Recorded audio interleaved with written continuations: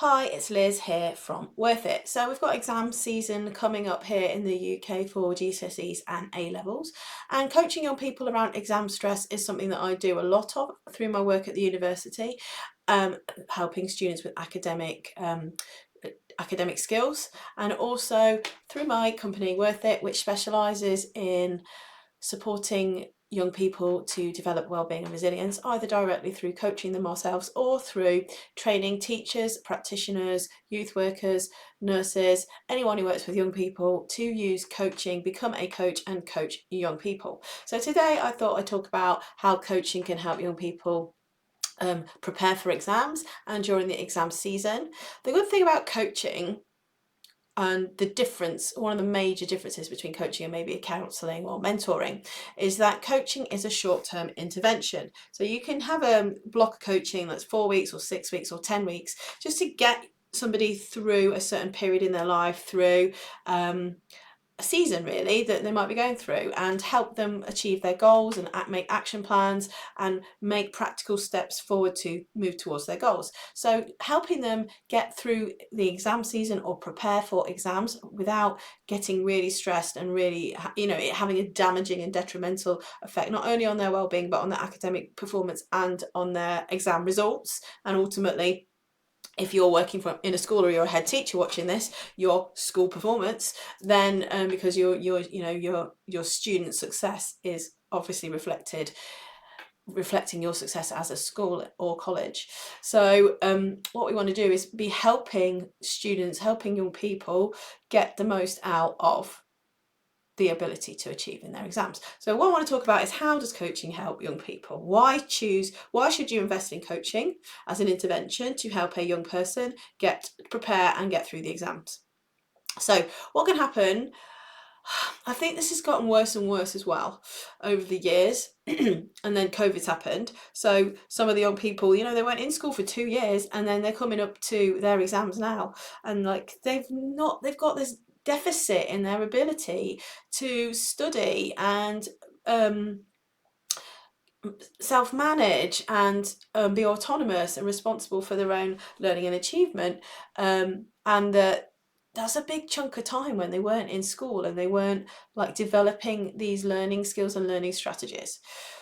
So coaching can really help speed up that process to get them through this difficult time, to help them, not lose it, because it is really stressful. So how can coaching help? So first of all, when a coach works with a young person, it's a one-to-one adult. It's usually a one-to-one relationship with a supported, trusted, non-judgmental adult. So a coach will learn skills about how to build and develop that relationship with a young person that contains the things that the young person needs to learn. So the coach is responsible for managing that process, managing that relationship, setting the relationship up, discussing what the goals are, discussing what the outcomes want to be, what the aims are, what the young person wants to get out of it, and then facilitating that process for the young person.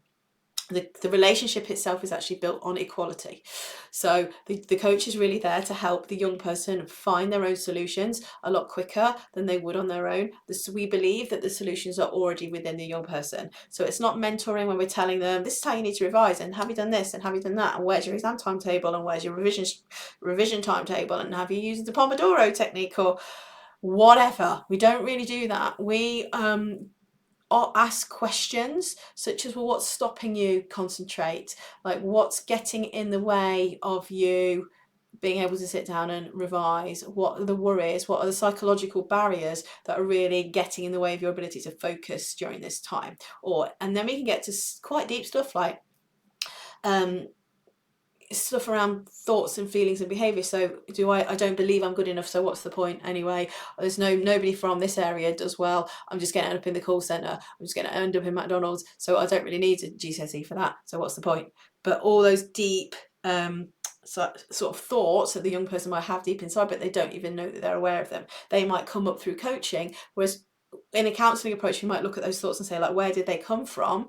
What's causing you to feel like that? In coaching, you'd be like, okay, well, that's how you feel. That's how you think about things right now. How is that impacting you now? What do you want to think differently? And how is that going to help you? So we're helping reframe and rethink some of these unhelpful thinking patterns that might be blocking a young person's psychological performance and motivation to actually sit down, revise and move forward.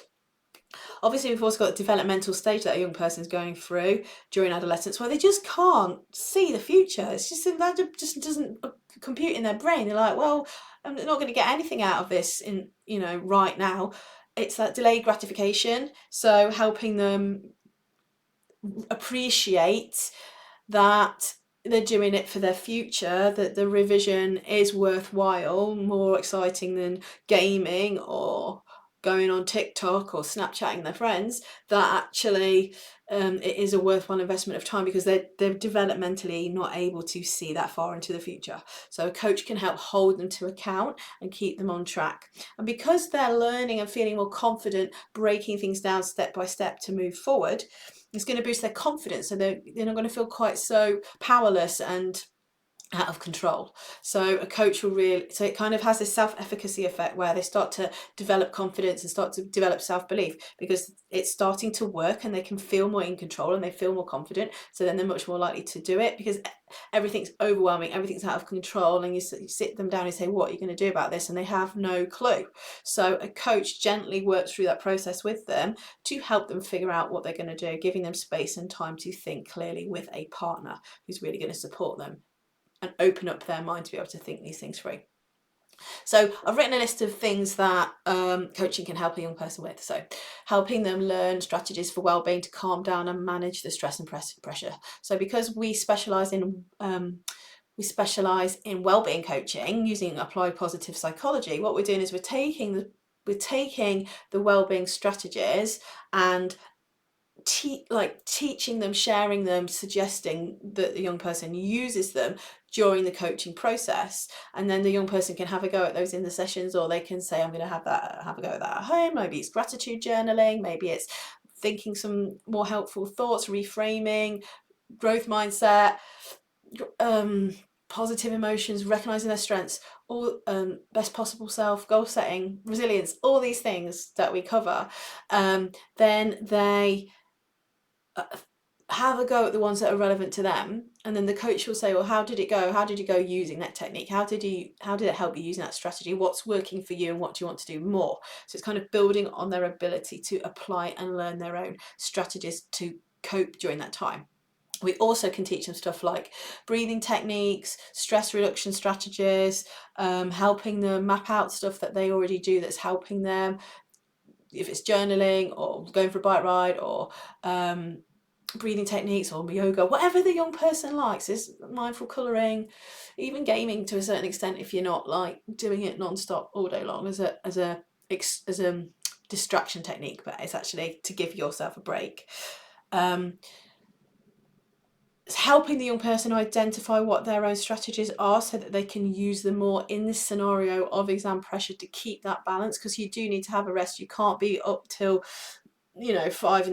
3 in the morning taking caffeine pills or drinking Monster and doing well. Like, that is not flourishing. That is not a flourishing young person who just pushes and pushes and pushes themselves to the absolute limit. They might be academically successful using that technique, but it's going to burn them out in the long run. And I know from working with undergraduate final year students, they'll say to me things like, well, when I was at school I could just like leave it all to the last minute and then I would smash it and then I'd still do really well. So I just learned that procrastinating and then putting all that pressure on myself at the last minute actually worked, because it just proved myself right that I'm clever and I don't really need to try that hard, rather than learning proactive time management skills and working on it bit by bit over time. And then when they go to uni, they have those skills for life. They're not then freaking out in the third year, cracking up, which I've seen. So that proactive ability to have balance when they're going through the stressful period and they're not getting overwhelmed, so they can even know in their bodies, I'm feeling stressed right now, what strategy do I need to use to calm down because it's distracting me from concentrating on my history revision or whatever. So yeah, part of that is about planning, prioritizing and proactively without all the panic. So the coach is a kind supportive person that can feed back and reflect. I feel like you're panicking right now. Like, can you tell me what you're feeling? What's happening? What's making you feel like that? Let's unpack that a bit. Let's think about what you want to think like or do instead. We can then help them be motivated. So as they are starting to realize these things are working, they're getting a sense of confidence. It's building their intrinsic motivation. So exams are very much extrinsic motivators, stick or carrot. You want to do well, or if you don't, the parents might even be motivating them by saying, like, you're going to get, if you do well and get 5 A's, I'll get you a new iPad, or you can have this gaming console, or we'll go on this trip, or you can have some expensive posh Uggs, or whatever it is, the thing that they want. I don't know what the things are teenagers want these days, but they're being motivated by an extrinsic motivation to get something. So extrinsic motivation is about being rewarded or not punished. So if you don't do well, your extrinsic motivation could be to avoid punishment as much as it could be to gain something that's something you want, but it's not coming from within. And the problem is, if you're motivated by extrinsic factors, like you're really clever and that's your sort of role in the school, is everyone thinks you're clever, and of course you're going to do well, so why wouldn't you? So you have to do well to keep this front up, to show everybody that you're successful. That is that coming from within? Is that giving you an internal sense of pride because you did it because you wanted to, for you? Like, it's a choice. So what we want to do is encourage that intrinsic motivation. When you've sat down and done this revision, or when you've done that exam and you felt that it went okay, how are you feeling? Oh, you feel proud of yourself. Well done. And how does that make you feel? And and they're like, yeah, actually it feels good. It feels good to take the time for myself to actually sit down and do something that I want to do that's going to help me for my future. It's empowering. It's giving them that intrinsic motivation, that feeling of inner confidence that makes them feel better. So when we work with young people, they won't use that language that I've just used. I'm applying psychological theory to this, but like, they will say, I feel better, I feel calmer, I feel less stressed, I feel happier. I don't quite know, but I just feel better somehow. That's brilliant. That's what we want. We want that kind of outcome, because that's coming from this internal intrinsic motivation, which then boosts their well-being, which they can take with them through life. So it's actually a skill for life. So then using and employing all these different wellbeing strategies through this stressful time is actually a chance to build wellbeing. So they are building wellbeing through the process of using the strategies, and also learning the strategies through the coaching sessions to build wellbeing. So it's almost like that they've got immediate challenges that they need to then apply the strategies in. And the strategies for wellbeing and resilience are pretty much the same strategies. It's just, for resilience to be developed, you need a challenge or adversity. So without adversity, there is no resilience. So we say we want our young people to be resilient, but then we don't really give them any challenges, or the first challenges that they have, such as their exams, they flake and they just can't deal with it, because they are not used to having this kind of pressure, because they don't have the resources within inside themselves to cope, or they don't think that they have them. They might have the resources within inside themselves, the psychological resources I'm talking about, but they might not know that they have them. They might be dormant, or they might never use them, or they might not be tested. So a coach can really help bring those things out of them. And then dealing with failure and proactive setbacks. So in coaching, we believe, there's no failure, only feedback. So if we helping a young person objectively not take it personally, if something goes wrong, maybe they run out of time, maybe they just didn't get enough time to answer the question, or they realized that 2 pages were stuck together and they missed a whole chunk, and they thought they got loads of time, and they were sat there faffing around, and then they realized their massive mistake, and they started spiraling and freaking out. So having a coach to really help calm them during that process, see it as a learning opportunity, apply a growth mindset, see it as an objective opportunity to really think, what went wrong and how can I learn from this and how can I move forward, rather than calling themselves stupid and an idiot and beating themselves up mentally about it. It's like, oh, okay, what happened? How do you feel about that? What can you learn from it? How can this help you grow and become more resilient in the future? So that's kind of my slightly rambly explanation of how coaching can help with exam stress during the exam season. The practicalities of it are that you'd probably want to work with a coach once a week or once every couple of weeks for, like, I do packages of 6 sessions, so 6 1-hour sessions, but you could spread them out. Really, you could have some on the run up to the exams, and then you could have 1 or 2 during the exams, just to keep on top of stuff, like, and reflect on what's happening. You know, even the skill of someone just to listen and reflect back, and, you know, that active listening and just talking things through with a neutral person that isn't a parent or isn't a teacher, that's somebody objective that's going to really reflect back and champion and say, well done, you did really well. Like, even though it was really hard, you still turned up on time, you still were prepared, you still did it, you faced your fear, even though you felt like you're going to cry, you're really, really anxious during that exam. You still did it, and celebrate that, and well done. So, and cheerlead them. So we do that too. And helping them through that process. So it's not just what happens in the coaching session, it's the whole process of them during the program of coaching. So they might have 1 or 2 sessions to mentally prepare, a couple of exams, refresher session, and then maybe a review at the end, something like that. And through that whole process, you should see a layering of very quick layering of confidence of the young person as they move through the process and they start to apply the strategies. But they have to do the work, they have to apply the strategies, they have to take on board what they're working with you as the coach on, and apply it in their own lives. It's their lives, they're the ones that've got to do it. You just really rapidly speed up that process so that they learn these resources and tap into things within them and their support networks, and, you know, reduce some of the psychological barriers that are getting in the way of academic success and performance during the exam seasons.